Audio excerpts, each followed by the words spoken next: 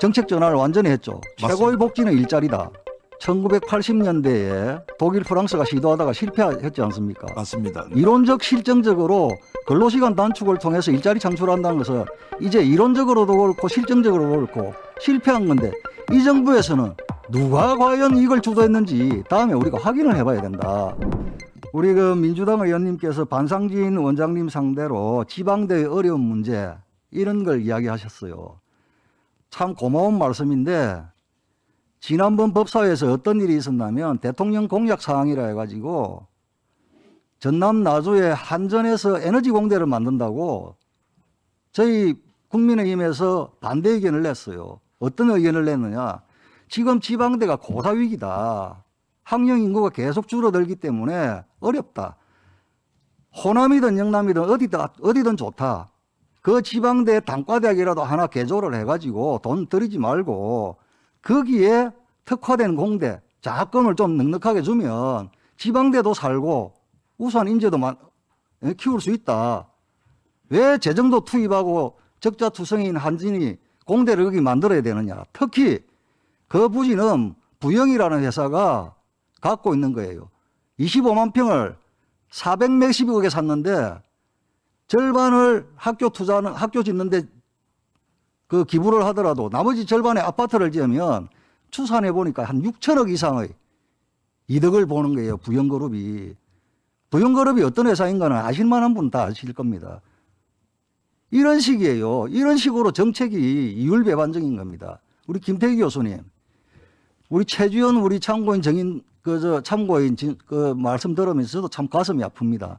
결국 골자는 내가 평생을 걸고 보람을 찾으면서 일할 수 있는 양질의 일자리를 달라는 거 아닙니까? 네, 그렇습니다. 양질의 일자리가 어디서 나옵니까? 민간에서 나옵니까? 아니면 정부에서 나옵니까? 당연히 민간에서 나옵니다. 그렇죠. 네. 기업은 못하도록 옥죄고 경제정책 실패한 걸 어떻게 상쇄해보기 위해서 미래 세대의 부담이 되는 재정으로 15세에서 29세 단기 알바 비슷한 일자리, 어르신들 일자리 이렇게 만들어가는 거예요. 지금 3040 그 일자리는요, 아까 50대까지도 실업이 연속될 수 있다고 말씀하셨는데, 네. 3040 일자리는요, 문재인 정부 출범하고 나서 계속 많이 악화되고 있어요. 알고 계시죠? 맞습니다. 예. 이런 거예요. 지금 문재인 대통령이 공약한 것 중에 근로시간 단축을 통해서 일자리 창출한다. 이게 공약이었죠. 네, 그래서 주 52시간을 밀어붙였죠. 맞습니다. 예. 그래서 일자리 늘었습니까? 아닙니다. 오히려 줄었고요. 예. 특히 이제 공공부문 아까 말씀하셨는데 우리도 똑같습니다. 공공부문 100개 늘릴 때 민간부문 150개가 줄고요.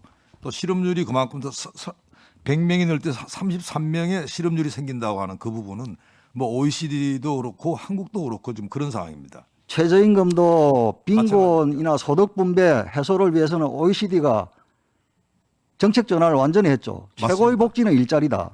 뭐 다시 그죠? 말씀드리자면 예, 예. 아마 교수님, 우리나라에서 예. 가장 좋아하는 나라가 스웨덴 같은 나라 같은데요. 예. 이 스웨덴 경우는 지금 의원님 말씀하신 대로 노동개혁, 복지개혁, 규제개혁 해가지고 사실은 실업률이 스웨덴도 한때 많이 올랐습니다.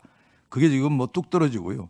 특히 독일 같은 경우는 10% 넘던 게 지금 3%로 늘어졌습니다. 실제 스웨덴들한테 교수님, 그게 예. 필요하지 않을까 생각합니다. 근로시간 단축을 통해서 일자리 창출한다는 것은 1980년대에 독일, 프랑스가 시도하다가 실패했지 않습니까? 맞습니다. 네. 이론적 실정적으로 근로시간 단축을 통해서 일자리 창출한다는 것은 이제 이론적으로도 그렇고 실정적으로도 그렇고 실패한 건데 이 정부에서는 누가 과연 이걸 주도했는지 다음에 우리가 확인을 해봐야 된다. 이런 말씀을 드리고요.